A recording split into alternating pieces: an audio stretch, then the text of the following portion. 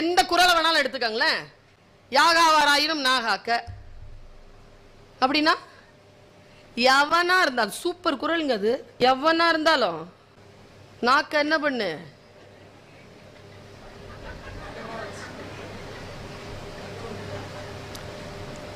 அது நம்மால் சும்மா இல்லை.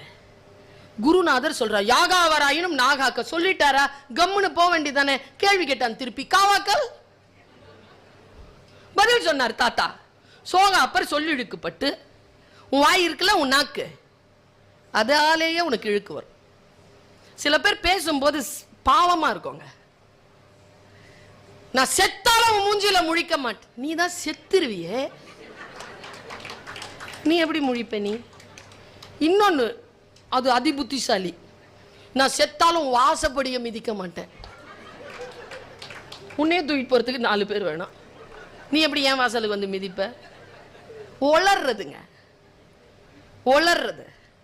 சொல்றார் வள்ளுவர், யாகாவராயினும். அண்ணா வந்து இத திருவள்ளூர் பஸ்ல எழுதி போட்டார், எல்லா பஸ்லயும் எழுதி போட்டார். சட்டமன்றத்தில் கேட்டாங்க அவர்கிட்ட, யாகாவாராயினும் நாகாக்கங்கிறாங்களே, யாருடைய நாக்க அப்படின்னா, எவன் கிட்ட நாக்கு இருக்கும் அவன் எல்லாம் காப்பாத்திக்கணும் யான்ட்டார். அதானே குறள் இன்றைக்கு தீர்வு தருகிறது. அது மாதிரி ஒரு நான் சொல்றேன், ஏதோ கன்னியாகுமரினா இங்க முப்பெருங்கடல் தானே, 3 கடல் சங்கமிக்கின்ற அந்த இடத்தை போய் பார்த்திருக்கிறீர்களா? பேரமைதியாக இருக்கும். ஆட்சி சொல்றா அவ்வை, 7 கடலை, சரியா? அது எதுல? அணுவை பிளந்து, அணு இருக்குல்ல, அணு, ஆட்டம், அணுவை பிளந்து 7 கடலை புகட்டி குறுக தரித்தது குறள். அவ சொல்றாங்க.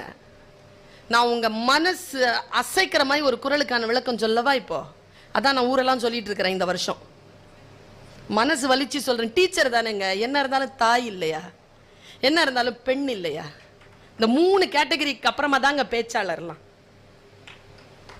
இந்த 3 நிலையை கடந்துதான் நான் வரேன். எங்க வந்தாலும் இந்த 3 நிலையை கடந்துதான் நான் எதையுமே நான் சந்திக்கிறேன்.